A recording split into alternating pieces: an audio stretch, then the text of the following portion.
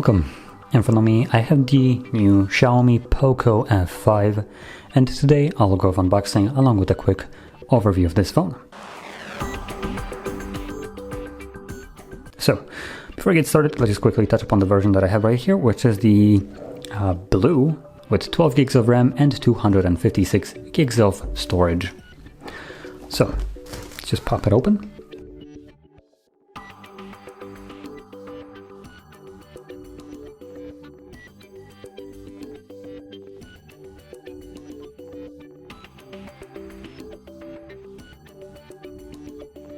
Okay, so there we go.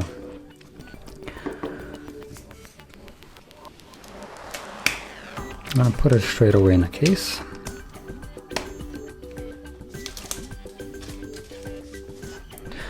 Now, I'm gonna start off with the cameras at the back. So the main sensor is a 64 megapixel sensor with f1.8 wide. Then we got a 8 megapixel ultra wide f2.2 and 2 megapixel macro. Now the last one, the macro, which I presume is this garbage right here, is an absolute sticker camera, trash, and probably should not be used considering we have 64 megapixel wide sensor on here. At 2 times zoom, it will most certainly be able to capture better photos than the dedicated macro. Now at the front we have a selfie shooter, which is a 16 megapixel wide sensor. Now at the back you can shoot at 4K 30 or 1080p 3060 and slow motion of 120, and at the front we have 1080p 30 or 60. Now when it comes onto the display, we have a very minimal bezels, which you probably could see before I put the device on here. It looks really nice with these kind of bezels. That looks really slick. Now talking about this, the display right here is a AMOLED display. We have Dolby Vision, HDR10+, 120 Hz refresh rate, typical brightness of 500 nits and peaks at 1000 nits, so it will get pretty bright.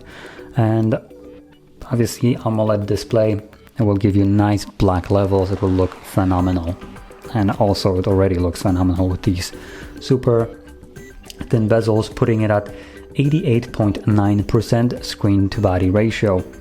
And also in terms of pixel density, we have a 395 pixels per inch, and the display resolution right here is a 1080p by 2400. Now when it comes down to the internals right here, which obviously there's no way to kind of like show it, but the internals right here, we have a Snapdragon 7 Plus Gen 2, so obviously the 7, like the newest one right here from this lineup. This is obviously not going to be a flagship processor. The flagship one would be the Snapdragon 8 Gen 2, but this one is the 7 Plus Gen 2, which I actually didn't know that there is a Plus version of it. Anyway, the battery in here is a 5000 milliamps. And we already seen that we do have a pretty capable charger right here that will charge our device at 67 watts wired. And in terms of the charging speeds, it will apparently charge your device to 100% from fully dead in 46 minutes, which is advertised. And obviously that is really quick for such a device, considering this is not a flagship device. It's nowhere near. The price is roughly about 350 euros, making it honestly one of the better devices that actually POCO has released in a while, just by the looks of it. There's one aspect of this phone which will suffer in terms of like what you get for the price, and that is the build quality. We have a plastic back, plastic frame, but if you're willing to overlook that and just deal with it, because it doesn't really subtract from the way the device will function. It's just a look and just how it feels in hand. Apart from that, the device, I would say, punches well above its price. So with the specs that it comes, the display right here is phenomenal. The processor is really good for the price. So yeah, it's all around a decent device, I would argue. Now, what is else there to say about it? Now, I didn't mention the just couple things right here. So we do have a fingerprint sensor that doubles as a power button, which you can see. We have a volume rockers right above that. At the top, we have a headphone jack, which might come as a surprise to some people. We have our speakers, and we have an IR blaster, meaning you can use this device as a remote control to control appliances around your device, like AC units, TV boxes, TVs itself, and so on. Then on our left side, we got absolutely nothing, just a pristine, clean look. And at the bottom, we have our speakers, a charging port, microphone, and our tray for SD card or SIM card. I'm not exactly sure if we do have a SD card support, so let me just quickly try to find it.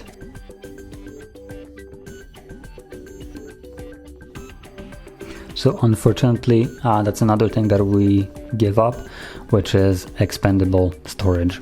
This is only a dual SIM support, and you cannot extend the storage further. Now, that being said, I didn't mention the storage that we have right here. So we have two versions of it, the 256 with 8 gigs and 256 with 12 gigs of RAM. So both of the versions will come with 256 built-in storage, which it's not a small amount, but obviously some of the people here might just run out of it roughly or rather quickly. So once you do, it's basically the max capability of this device. You cannot get a higher storage one. So yeah. Now that being said, both of these options that come with either 8 or 12 gigs come with UFS storage 3.1. It's not going to be the fastest one, but it's still really good. It is kind of like the previous gen flagships.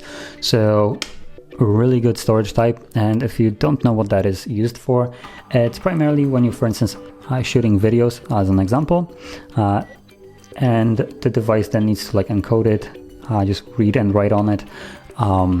The storage type will define how quickly the device deals with it. So reads from the storage that footage, or writes onto it, edits it, and that way. So obviously it's good to have a better storage, which will allow you to access certain data significantly quicker. And here we have a really good one. It's not the best one, but again, for the price, this is way better than what any other device at this price range would get. Now, chances are the price range price tag that I'm seeing right here, it might be incorrect, just because, to be completely honest, at 350 euros, this device is an absolute killer. Like, this thing here is really good for the price.